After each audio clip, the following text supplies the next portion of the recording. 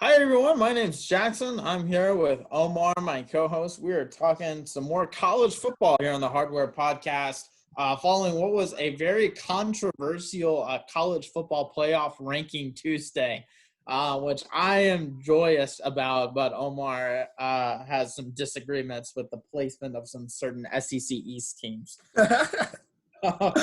Uh, we're going to go ahead and go straight into it. Omar, let's take a look at these weekly awards. Yeah, so a trend I noticed with the weekly awards is I think the thoughts that go into naming players like the Maxwell Player of the Week or the Walter Camp Player of the Weeks, it's a bit skewed because you have the big names, you play the dominant performances. But take, for instance, the first weekend of December when you had Rice beating Marshall in their first ranked victory since 1997, back in the WAC days.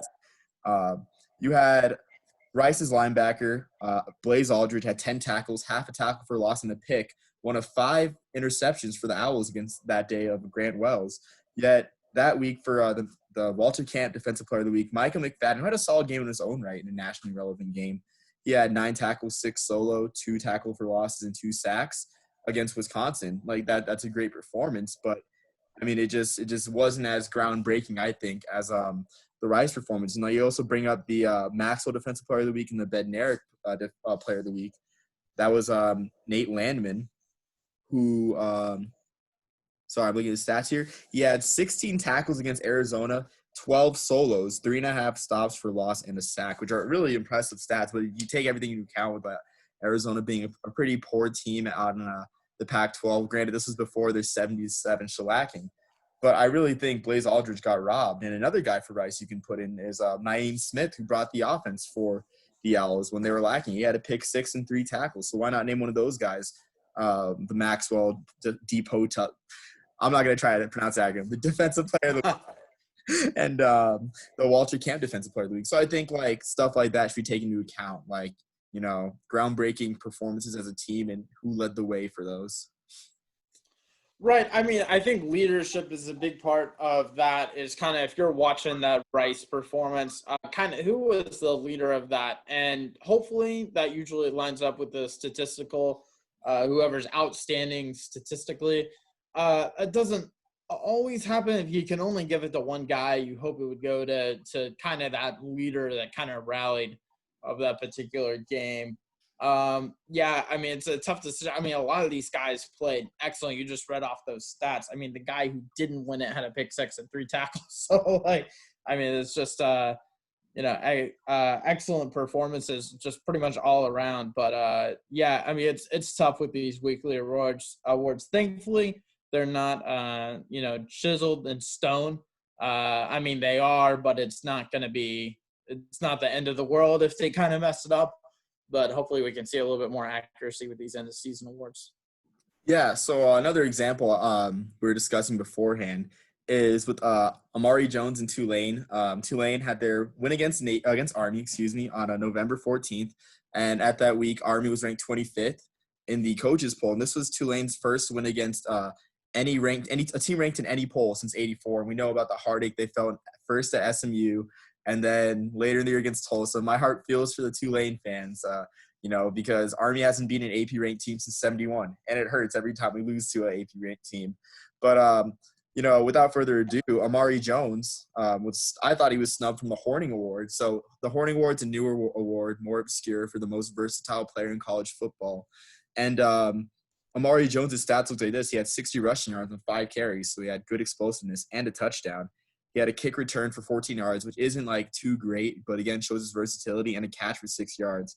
And you look at the guys that made the honor roll for the week, because that's the unique thing about the Horning Award. They don't give it to one guy; they give it to a list of guys. Michael Carter for North Carolina, touched ball 21 times, 3 different ways. That's great. The guy that's kind of iffy for me is Louisiana Monroe's wide receiver, Perry Carter Jr., who had a great game in his own right. He had 4 catches for 124 yards. And he carried the ball twice for 20 yards, and he returned a couple punts and kickoffs. But his team lost by 18 in that sort of nightmarish year to Louisiana Monroe. I mean, all due respect to Perry Carter, great player, but I think that's a guy you can easily take out there. Another guy too. They had Actually, I think that's where it is because they had Zonovan Knight and, of course, Mo Ibrahim, who returns kicks and runs a ball pretty well for the Gophers from Minnesota. So, I mean, that's just another instance. Originally, I had thought that Mike Pratt, the quarterback, the freshman wonderkind for Tulane, should have been the player of the week, the Maxwell player of the week, but he only had 199 passing yards, and that was the week where Sam Howell went off for 500-plus yards and 6 touchdowns. So it would have been a harder argument there. just a little. Yeah. No, I mean those are some outstanding performances. Amari Jones sounded like Cordell Patterson, just like doing everything around there. Yeah. But yeah, I mean, if it makes you feel better, Omar, going to Army and not beating a coaches poll ranked team since what you say 71, you almost beat Oklahoma and Michigan. So if that's a consolation prize, almost doesn't cut it. It doesn't. Yeah. For such a winning culture, the Army really brags about those losses. So, yikes! Hey, I don't want to catch heat from any of my friends in the football team yeah. No, credit for a great win, and I guess that's another point this week too. So like, I'm not sure who won the Maxwell Player of the Week for defensively or Walter Camp Defensive Player of the Week, but I mean, why not give it to one of our cadets here? Whether it be John who recovered the fumbled pitch in the red zone for an Army offense that was really struggling. Or even I forget who got the safety, but why not, make those guys co-player of the weeks for something like that? That safety was more on Navy than it was on that cadet, but I mean, that's true. Hey, he still tackled him, so in the paint. I'll find his name really quick so I can give him some love. John Radigan, great nickname. They call him Johnny Nation. I'm not sure why, but it just gets the people going. It's on a CBS appearance, it did for sure. Oh yeah, and Jackson. When was the last time that Army shut out Navy in a Army-Navy game? Just a quick quiz question here for. Oh gosh, I saw the stat everywhere on social media for the game. Oh man, I want to say like 92. Am I? No, 69. 69. Okay. And another great stat of note in that game was Lynn Moore set the record for most rushing yards in an Army-Navy game that stood for over 30 years, I think. With 206 yards on 40 carries, was really a workhorse in that game. But yeah, Darian McDonald got the safety. So why not make him co-player of the week along with John Radigan? I mean, I'm not sure who. Yeah. I could be barking up the wrong tree and getting mad for no reason, but first shutout of Navy since 1969. Since I'm not going to attempt to say the president, or since I guess that's the Johnson administration. Or is that Nixon? Whatever. I'm not going to make myself. This isn't a history podcast, so yeah. You're right. We're fine. But yeah, that just goes along with our theme here. Like, why not, credit these guys for historical accomplishments? And that's a history major me coming out, I guess, at this point. Yeah, absolutely. I mean, there were some excellent performances. College game day being together, maybe not for national implications, but at least sentimentally, the biggest game of the week by far. Just in what a huge performance just up there, and glad you guys could get the shutout for sure. Coming back to the point. Awesome. Yeah. Well, speaking of CBS, this year I think for the first time since I think 2006 or 2007, the SEC title game will be broadcasted in prime time. Pretty interesting decision on the part of CBS, considering they haven't done it since then. But I think this is good for the conference, and I want to know your thoughts. As me, I hardly watch SEC. It's like eating breakfast. I want to know your thoughts, Jackson. So I've got a couple different things. So I think that if we're looking at just this week, right? Just this week, as far as the landscape of college football, taking the broadcasting, everything, just the time slot. I love the night slot. Like, that is awesome. Having the primetime game, everyone's back. They're kind of watching, chilling out. It's going to be by far, hopefully, a very competitive game in Florida's favor. But it's awesome. Brings a lot more attention to it, I feel like. But my question is, why change now? Like, you've been doing 3:30 almost the entire season. You had that one weird Aaron Murray call with, like, Florida and Tennessee, I think, previewing Alabama, LSU. So, like, why change now? And, again, I don't mind it. I actually like it a lot being in the primetime slot. but I just don't understand why are we kind of changing that part of that huge identity of the SEC on CBS, best game from the best conference, is being that 3:30 Eastern Standard Time kickoff.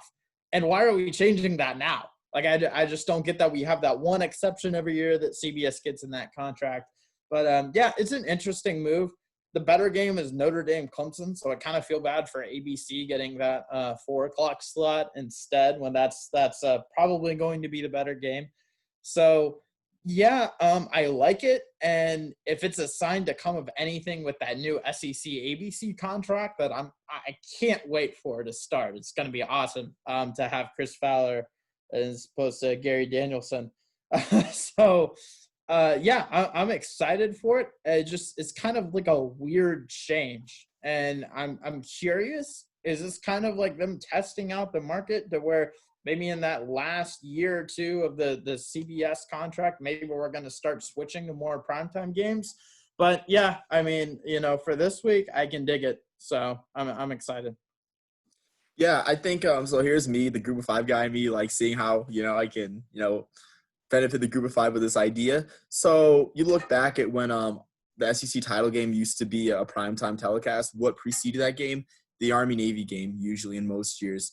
So you don't have that, in this year, of course, and then in following years, even though they could have let in with Air Force Army. That game was originally supposed to be on CBS. That would have been cool, a cool lead into the SEC title game. So I'd miss that. That would have been cool. Yeah. Like I figure, like why not have a lead into that game in future years, especially with CBS Sports Network, and possibly even like big CBS since they broadcasted that Marshall game early in September. Why not have the Conference USA Championship game be a lead in, like a 4 o'clock start, compete with because in usual years I don't think ABC will put the ACC title game or the Big 12 title game at 4 o'clock. They might put the American title game in that slot. Why not have those 2 group of 5 title games go at each other and give the Conference USA more exposure? There's big markets there. That's like it or not, I think this might have backfired for Conference USA and their expansion strategy back in the mid-2010s. But there's a lot of big markets there. You don't own Miami, but you have a good part of Miami with FAU and FIU. You have the Birmingham television market with UAB. And I know Alabama fans hate UAB, or UAB fans hate Alabama because UAB is the redheaded stepchild. No offense to any redheads.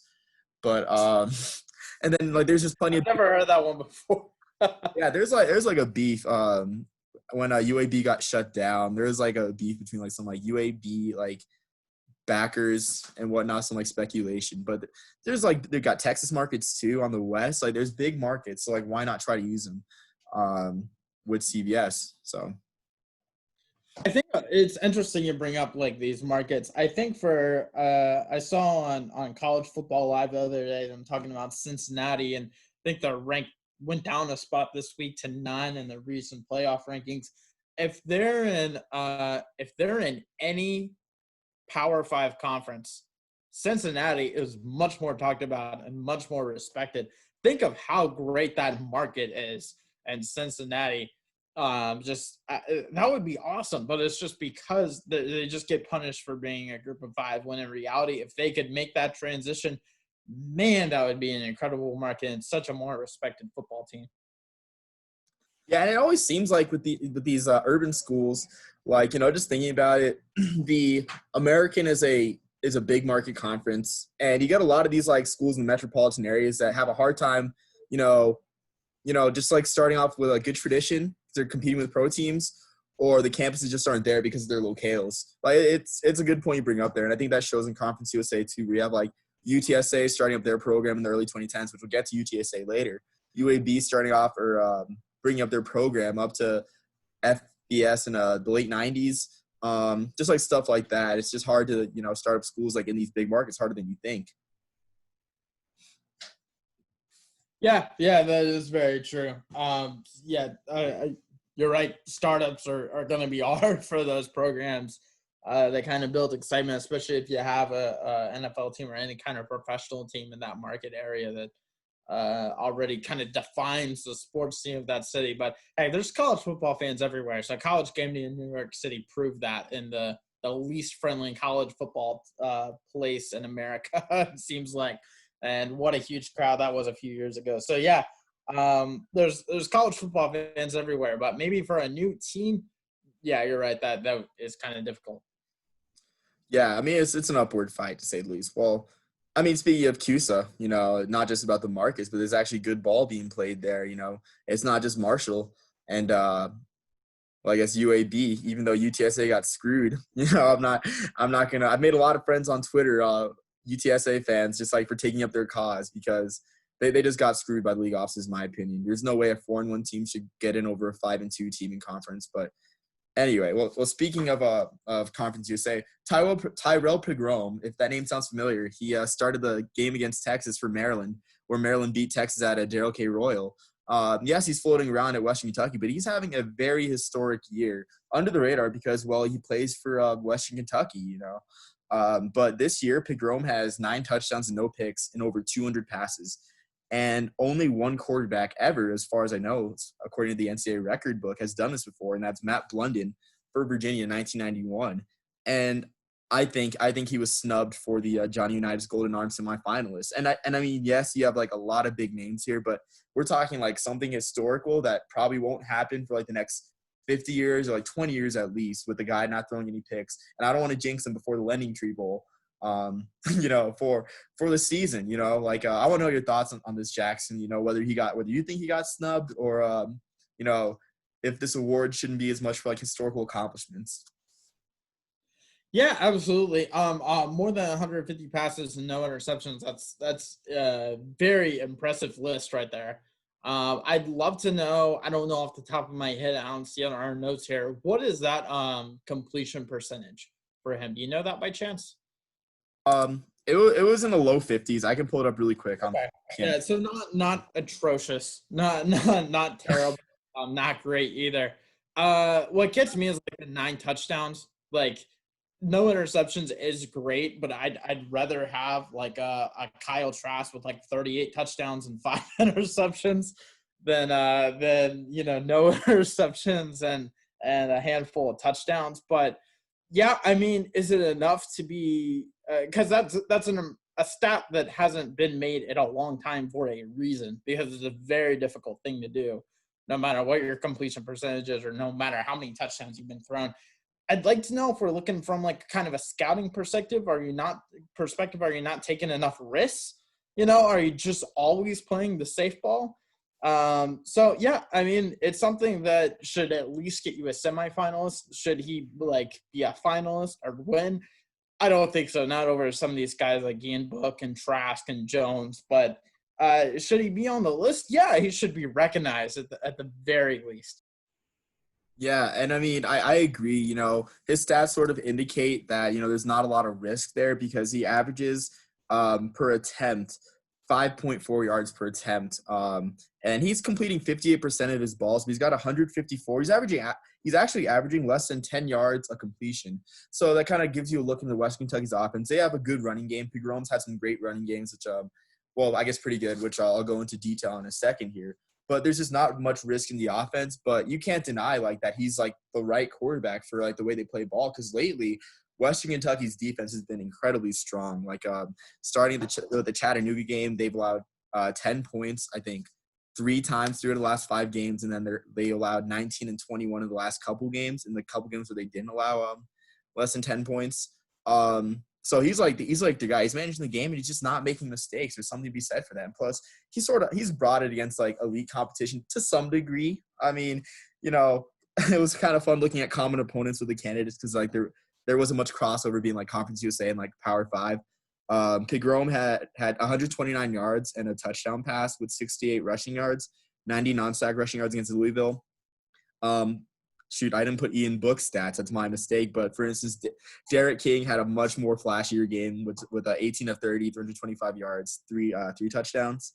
Of course, Trevor Lawrence as well. Didn't put him down. My mistake. But against he's played some quality performances against like great teams. Like Liberty, he had 181 yards and 3 touchdowns and 74 rushing yards, which they lost by 1 score. So, you can't say that Western Kentucky lost that game because of Pigrome. Like Pigrome made some plays and got out there. Against BYU, not so much. 106 passing yards and 1 touchdown, but 23 rushing yards. But, I just think, again, just like for the sake of history, like when are we going to see this again in this day and age of like so much passing, Yeah, absolutely. Yeah, you're right in that there's a lot of passing now.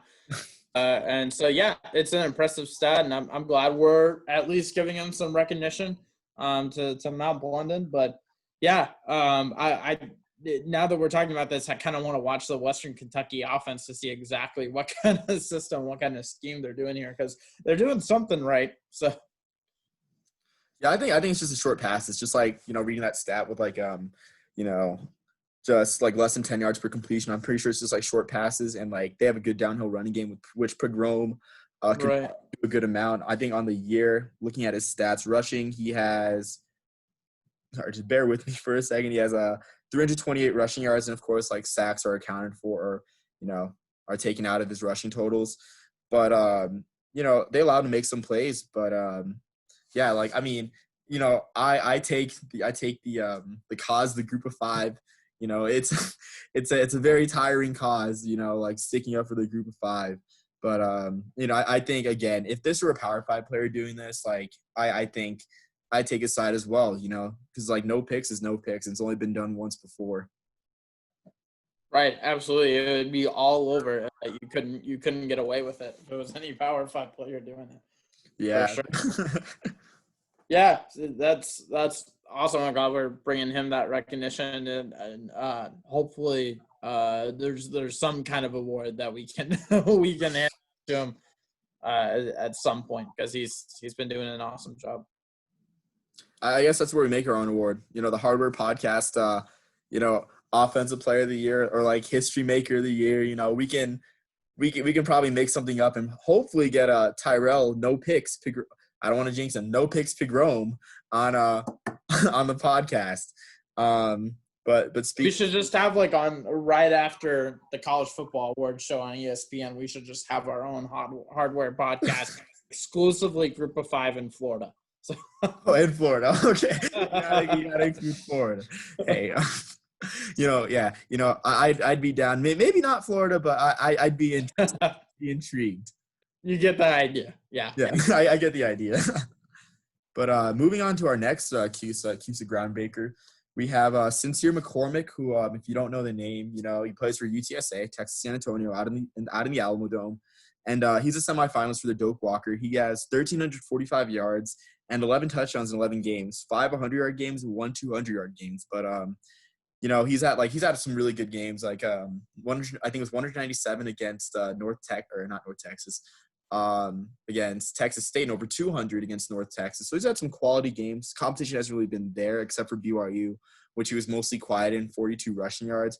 But UTSA, if you're following the college football landscape, especially bowls, UTSA, their bowl game, the Frisco Bowl, originally was canceled due to SMU COVID issues. So we don't get the Texas Football Championship for college football this coming Saturday.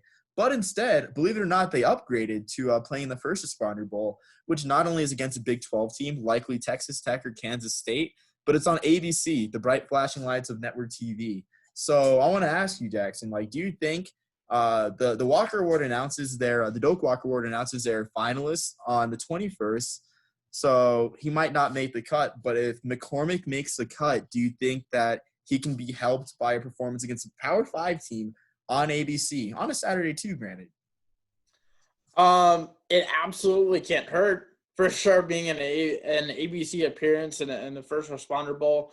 I think it definitely can help his appearance. What I would really like to see from him in that game is a multiple touchdown game, only having 11 touchdowns for the season, when you have guys like Najee Harris and Breece Hall with 17 or 22 touchdowns.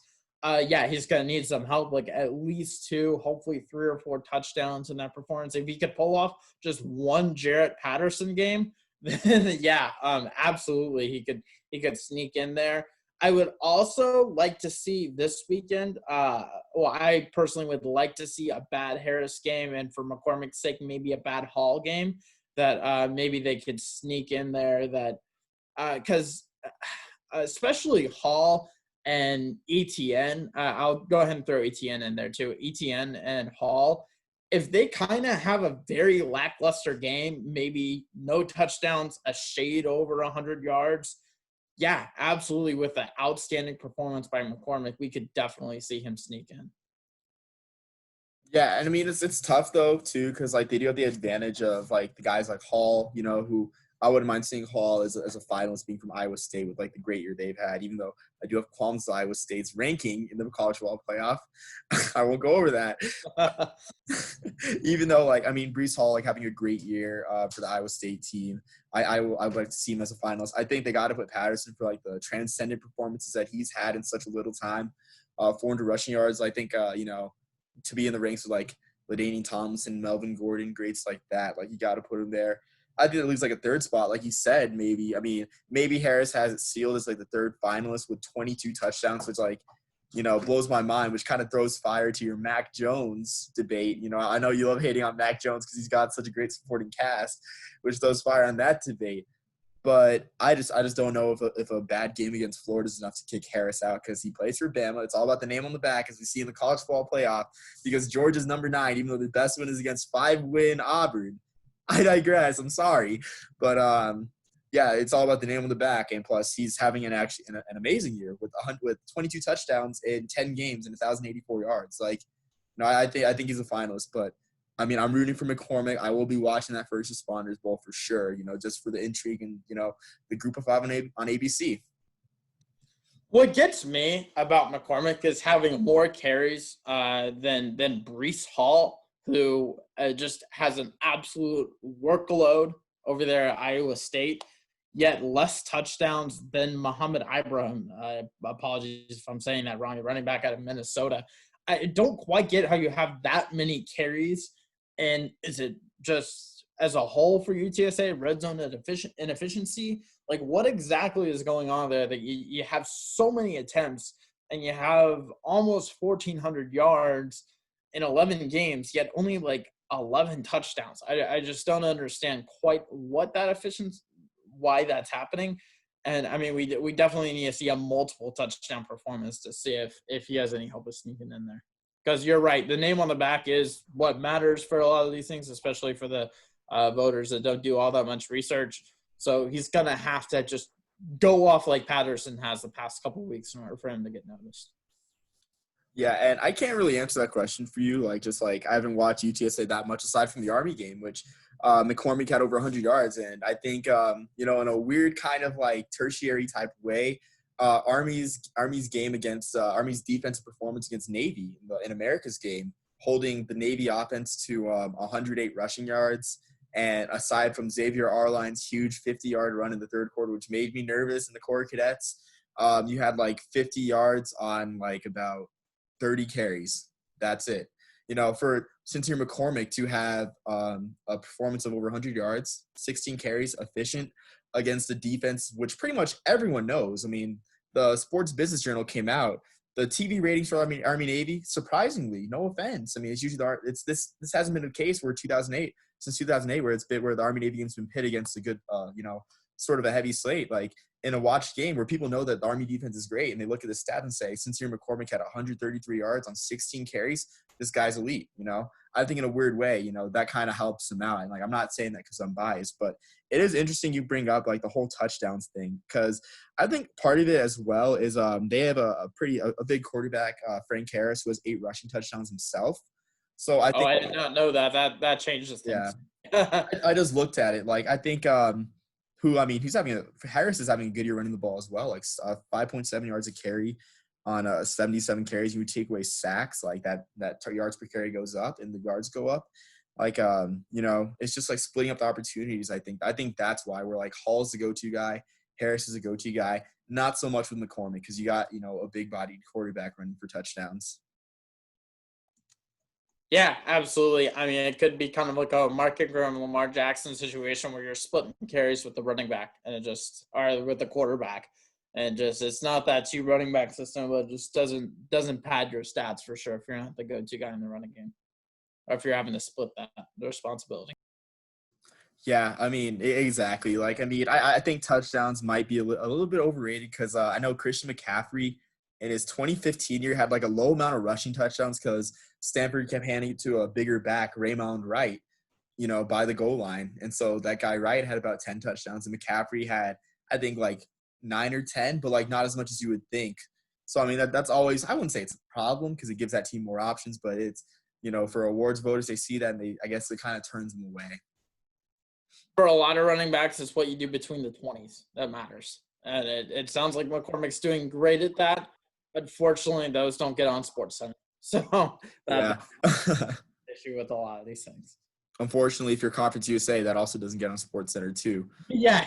Well, that's true. That's true. I'm done with the Group of 5 crusade. That's all you have to hear from me, Jackson. Make my Group of 5 crusade this week. Can I keep going on my Florida crusade? Sure. Yeah. Why? Sure. Go ahead. Stop. Yeah, man. Well, yeah. Hopefully McCormick goes off in this first responder bowl. One of the bowl games I've attended. It's awesome being there in the classic Cotton Bowl. A lot of fun. Went back there. It was Southern Miss Washington. A year before Washington made the Rose Bowl in the playoff.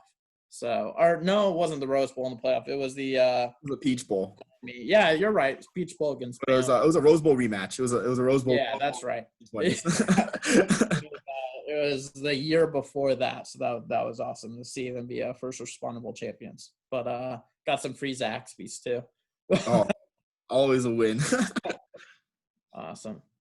Yeah, man. Well, that's I think that wraps it up for what we were going to talk about. The Doak Walker coming over those main ETN, Hall, Harris, Patterson, McCormick. That goes over everything I wanted to go for the Walker. Yeah, no, I agree. And we'll just see with these games this week how much the conference championships play. Because we usually see guys play themselves into Heisman finalist status, like Trey Mason, 2013 SEC title game where he went off against Missouri. And, a guy that wasn't on many people's radars for the Heisman ends up in New York. So, you never know who that guy could be this year. Yeah, absolutely. Absolutely. And just one little wrap-up piece of trivia I have. You probably didn't miss this last night on Monday Night Football unless you were just drooling over Trace McSorley the first 4 times that they said this stat. It had 9 rushing touchdowns on Monday Night Football between Cleveland and Baltimore last night. That's only happened 2 other times in NFL history. You know what years that happened? They mentioned it on the 15 times.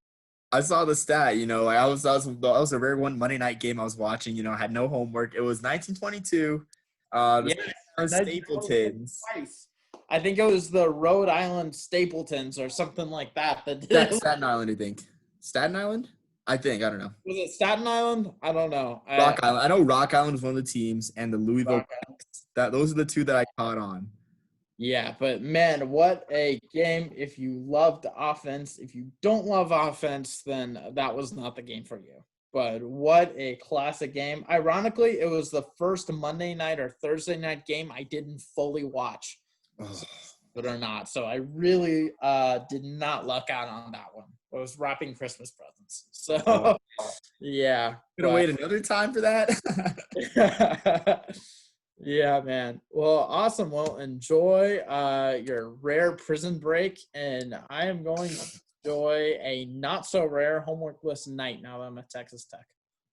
Yeah, well, it'll be fun. I'm trying to find things to do. Might start another journey to the Heritage Bowl. Yeah. In the next 30 days. I would watch it. I've got nothing better to do on Tuesdays or Wednesdays, so please go do that. So. Yeah, man. Well, enjoy the rest of your night. I cannot wait for these college football awards. And, man, what a weird year for a lot of these. It's going to be interesting. Yeah. I did not think one stat we'd have to have is the number of games by each of these stats that they did. Oh, yeah. So, I can't wait for next year when we can get a little more reliability. And, hopefully it shakes us up and brings a little bit more attention to the Group of 5, and then hope maybe that'll stick for next year. But the way these playoff rankings are going, it doesn't look like it. So, yeah, I mean, until next time, brother, and viewers and listeners, we'll see you, and enjoy championship weekend, and peace, love, everyone.